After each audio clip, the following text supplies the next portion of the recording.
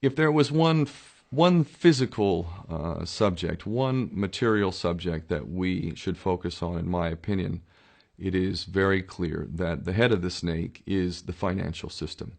We can argue till the end of time about who runs the world. Is it the Jesuits? Is it the reptilians? Is it the Illuminati? Is it the Freemasons? We can go on and on and on and on about this. But I don't think it is reasonable to even begin arguing about the mechanism that is used to exert this control. The mechanism is finance. The whole point of finance is to indebt, otherwise to enslave. What is a mortgage? I mean, what does that stand for? It's a death grip.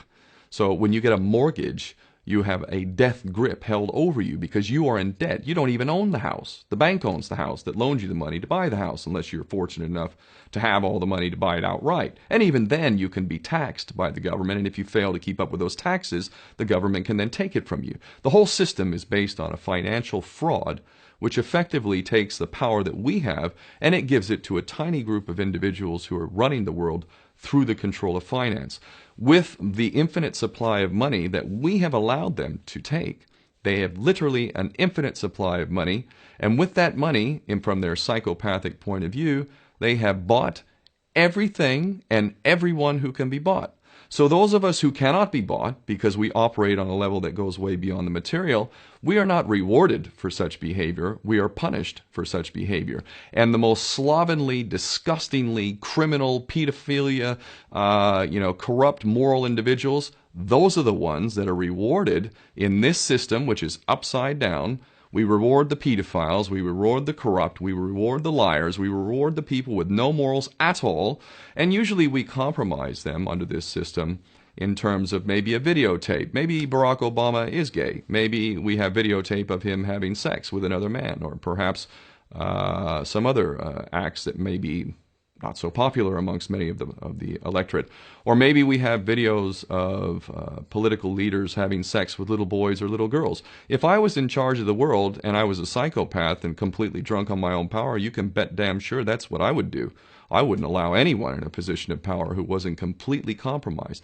When you have an infinite supply of money, you can do this. Take that supply of money away, take that power back, put it in the hands of the people, get rid of fractional reserve banking, which is an obscenity in itself. Listen to the lessons of Jesus Christ. If you're a Christian who got really pissed off when he went to the temple and he saw what the money changers were doing, let's take back control of the issuance of money, and not just on a national level. I'm happy to see in Denmark that you have your own currency, you don't have the euro, but on every country's level, they should be issuing their own currency in a transparent, non-usury based way in which it really, truly benefits the people. And in that way, we can literally free ourselves of the banking debt which is drowning us all, and we can stop scrambling for the crumbs from the table of these filthy rich psychopaths and live in a state of abundance just by changing this one thing. And I'm not just talking about abundance for Western nations who have an artificially inflated value with their currencies. We all in the West are guilty of having that reward while the rest of the world is sucking on it. Every nation in the world can use a sensible financial policy to liberate themselves, to have world-class education, infrastructure.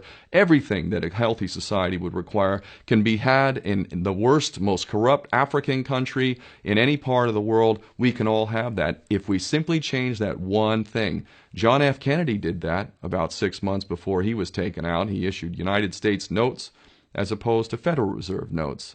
I can assure you the powers that be knew the power of that act, and they took him right out. So the bottom line is, if we as people understand this very simple principle, just this one thing, change this one thing, we can solve every other problem you can name. I don't care what the problem is.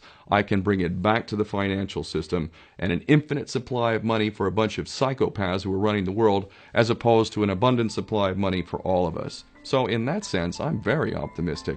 This is not rocket science. I am not the smartest guy in the room. We can all understand this. And as soon as we do, we can exercise the same power that we had, but relinquished, and we can have a future for ourselves and our children. There's a lot to be optimistic about, quite frankly.